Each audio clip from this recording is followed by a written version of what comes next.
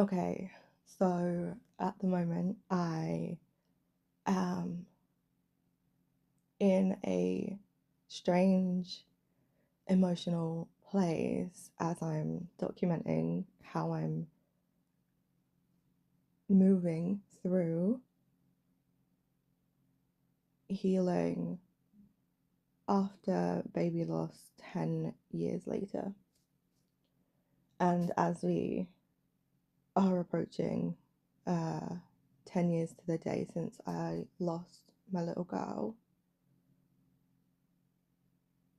I had another moment where I used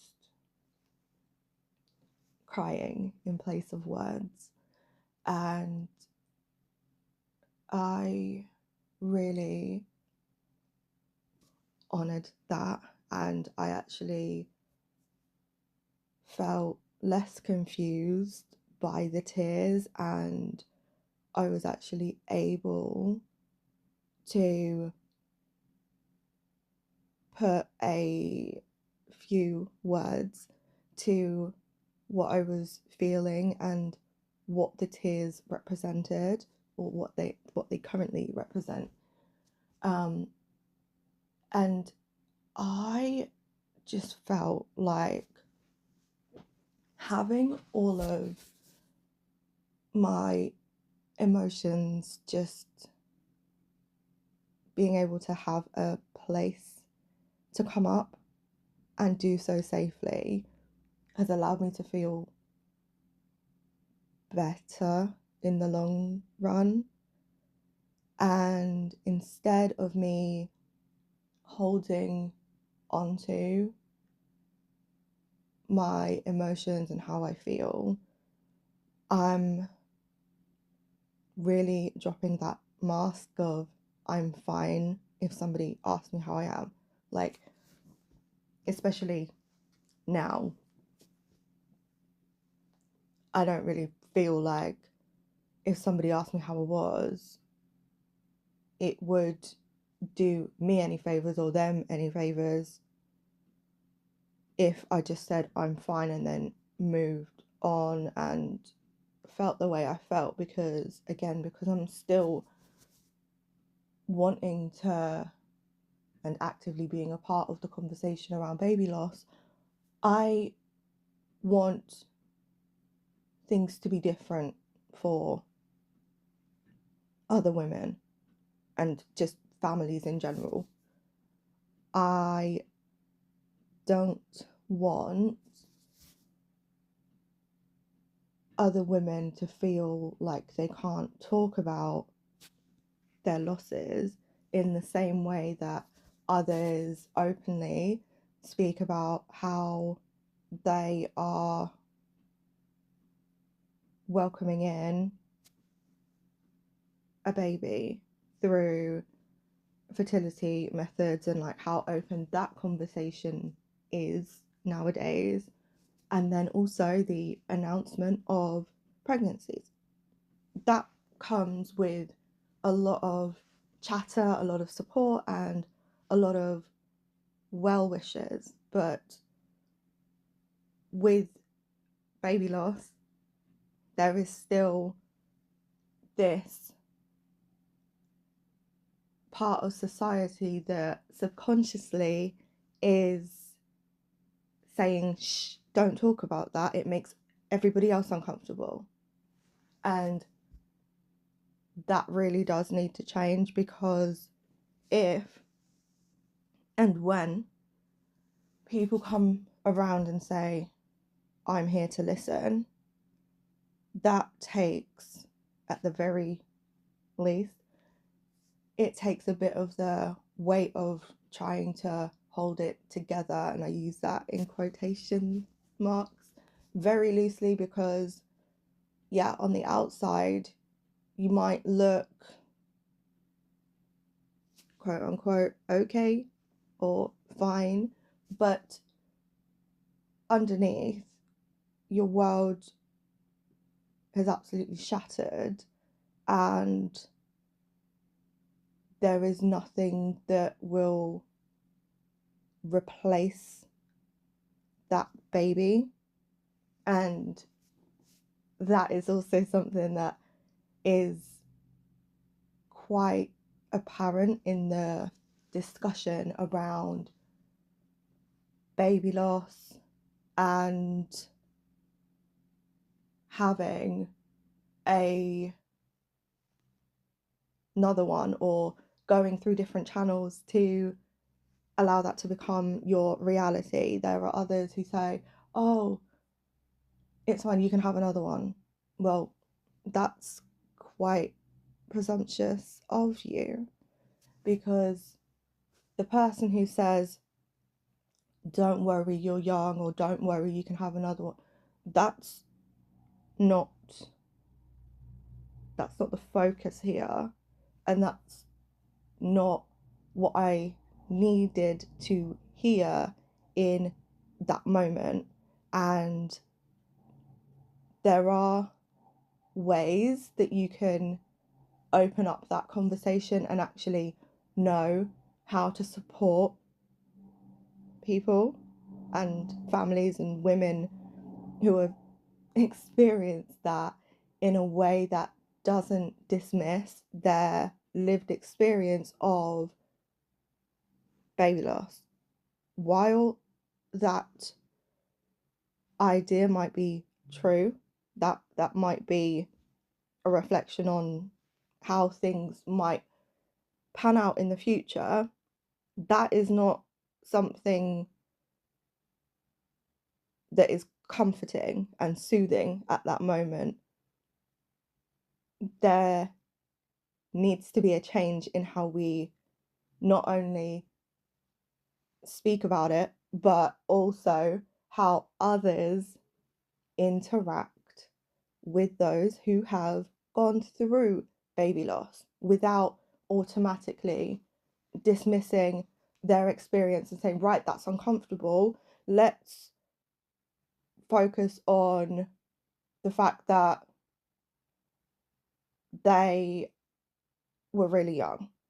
It's fine. They've got all the time in the world to have kids. They can wait. Or, oh, it's okay. You can adopt. You can try IVF. That is very true. However, those methods are quite expensive, so it's not just as easy as, and also not to mention the waiting lists for things like that, and all of the hoops that you have to go through, and other elements that you have to consider with avenues such as that. Now, it's not to say that that isn't an option for certain people. Like, yes, that might be the route that people decide is right for them, but these conversations are a result of society feeling uncomfortable with talking about the original conversation, which was baby loss. And there's a lot of diversion due to other people being uncomfortable. And while the person sharing it may feel a little bit scared, fearful of the response, I want to show you that in real time, I'm scared talking about this. But what scares me even more is that there are women who have gone through baby loss, or they might in the future, and they're not going to know, or then they're going to feel like they don't know how to navigate what's happening with them. And the feeling isolated and alone element of baby loss and the conversations around it is the thing that scares me a lot more. Right now, I am not concerned with who hears this and who's uncomfortable with what I have to say. I am talking about my experience for the women who are specifically looking for my help. They're looking for my experience to give them maybe some distraction, a collection of shared moments where she then thinks, okay, Lauren gets it. That's why I'm doing this. And at the time that I'm recording this, I have accepted other opportunities where my story is going to be shared. And the other part to this is that I don't want these opportunities to just be the only spaces in which I feel able to openly share about my experience. Washaya was created for a reason. I was nudged in this direction for a reason. And that's why I'm doing this. So, yeah, I feel like at the moment I am in the like with the writing the Waves of Grief ebook, I've shifted from denial, and this is just for right now as I'm recording this. I might go back and forth and flip around like I said in the last audio, but for today I am at the anger wave, and I was just absorbing that, and I'm definitely going to try and just meditate on being in that anger wave for right now. And the serenity practice that I chose to embody today was to connect with the sound element. And I'm sharing how I'm feeling right now. So that is kind of one of the ways in which I'm embodying the sound element of the anger wave. But I also cried, and that's kind of like water and sound combined. So yeah, I really actually I'm thinking about it, it's all the things, because it's water, sound and breath. Yeah, it's all the things. And I just like how I'm feeling more grounded. Um, I've pretty much let go of all expectation in and around this. So when it comes to showing up, it's not like you have to show up like this, and if you don't show up, you're not worthy of showing up at all after that, or any kind of way to sort of like phase in a potential return to social media. But I've been doing this for a while now, and I don't want to just appear one moment and then just leave without explanation. And I'm at the moment, I'm not.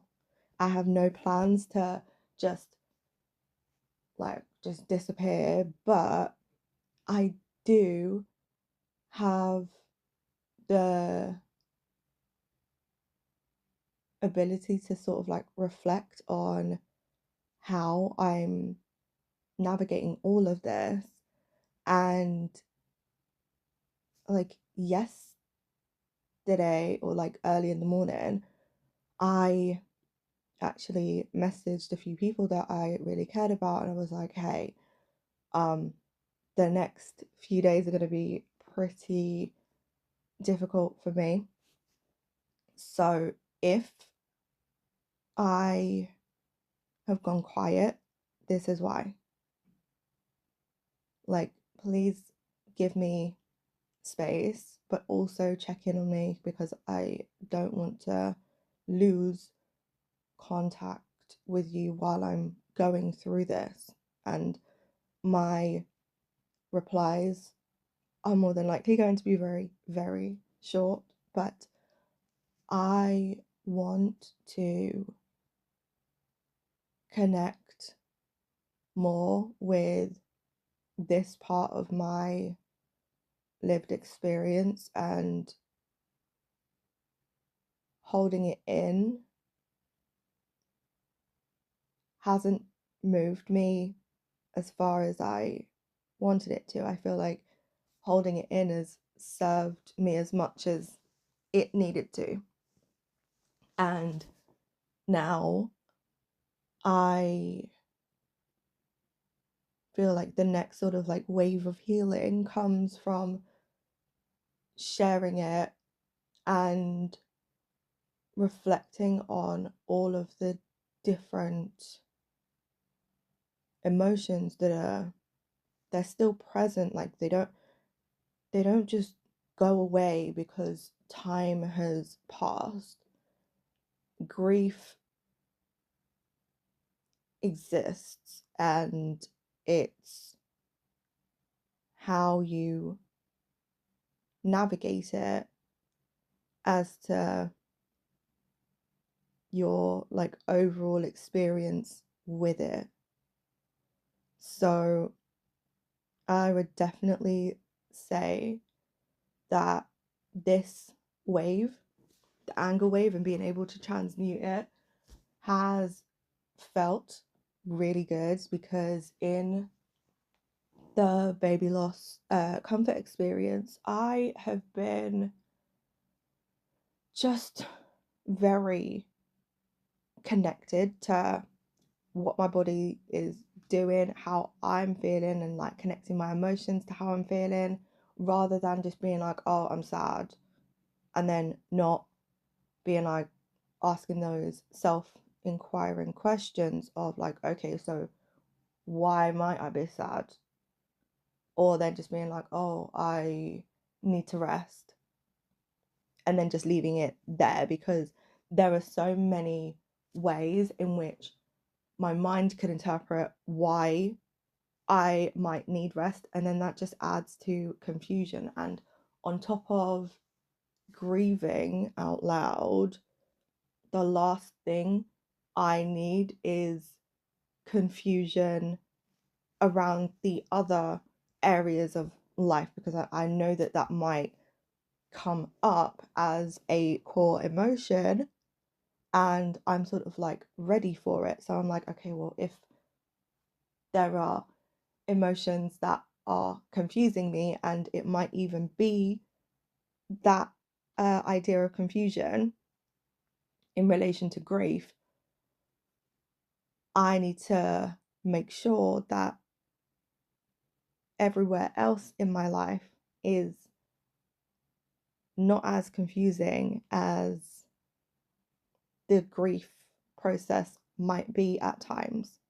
And that has allowed me to kind of give myself a bit more space to breathe and exist and move in a way that feels, for me right now, I am still.